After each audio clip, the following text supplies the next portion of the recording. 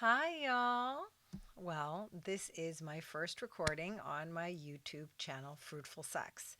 And it comes at a perfect time when the Bachelor season has come to an end with Matt. And what have we learned? Uh, I'd like to think a lot. Um, First off, I think to myself, these women are meeting a man and they're throwing food on wedding dresses, but I've never recalled any of them asking any substantial questions like, what is your religion? What are your beliefs? I mean, these haven't even been touched on. And it shouldn't come as a big surprise when all of a sudden something is dug up in somebody's past. I mean, the first one will always come to mind is ladies, don't give it up. I mean, Michelle, she's a beautiful black woman, and she had a fantasy date with Matt, and she was in love. Teacher, smart girl. Um, and she thought she's the only one. She was competing with how many? 50 other women? And there still were three fantasy dates. I mean, first of all, I would never date a man that has three or two other women, let alone 50 other women. But having said that, it's amazing for them to think that they have such a strong connection to you. Men can tell you the words that you want to hear. And it's up for a woman to discern what is true. And I think the deeper message, at least for me, is where's the race here? What are you running into? Um, I surely would not be making out with the guy on the first date. Or the first meet.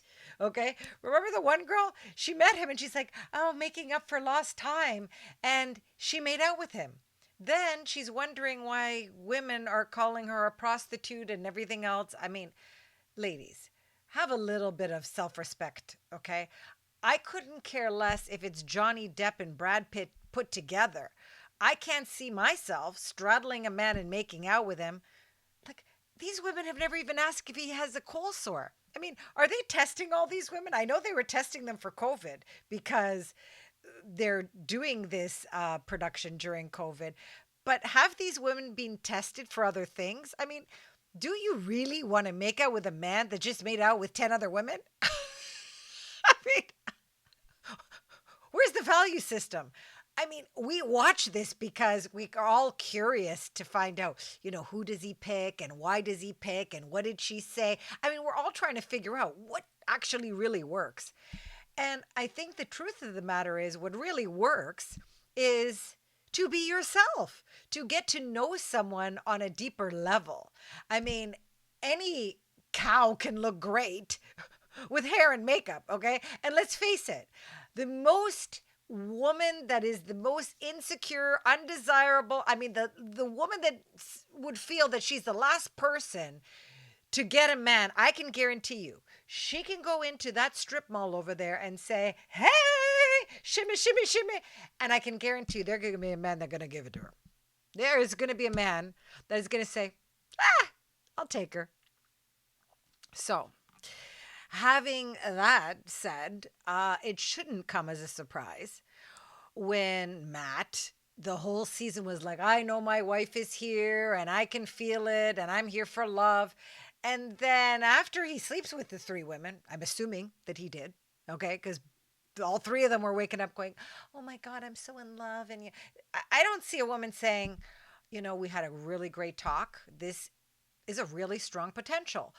I mean, I've met many men where I've been up days and getting to know them, and I sure as hell wasn't saying I'm in love with him. That'd have to be a hell of a man, okay? They don't even ask any interest. I mean, let's talk about the top priorities. Like, first thing would be like, you'd think religion, values, food. Why are they not talking about food?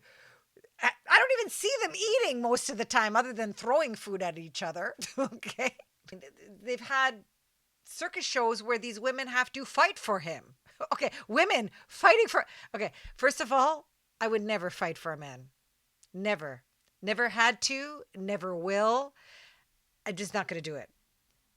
Men could fight for me. baby. I would hate to say, well, I have seen it, but um, I'm not going to fight for a man. Okay. If he don't want this goodness, well, then, make your decision. Nor do I want to enter waters where it's complicated, where there's another woman lingering around or an ex lingering around. I know a lot of people, they hang on to the exes and all this stuff, right? Just like what Matt's mother had said. And his father had had an affair and left. And the mother had to raise two boys herself. So her opinion about love was like, oh God, no, no, no, don't rush into it, which was swaying his opinion. And matter of fact, he didn't ask Michelle or Rachel to marry him. He literally left both of them at the altar, even though he had the fantasy suite. He had the fantasy suite. So those girls gave it up. Those girls gave it up. Okay. And then what did they get? Michelle coming back on the final rose and to say that she was weeping and she fell apart. And when she asked the producers just to see Matt and get some closure, he refused that. He refused to even meet with her. Matt slept with that woman and he couldn't give her what she needed after he was done with her. And meanwhile, he didn't even marry the other one. So I could understand if he didn't want certain words because the other woman is going to, hear those words afterwards. Like, you know, if you're really falling in love, you may not want to have all of that. But he knows what show he's on. And when you break someone's heart, I think you should be responsible enough to clean up your mess.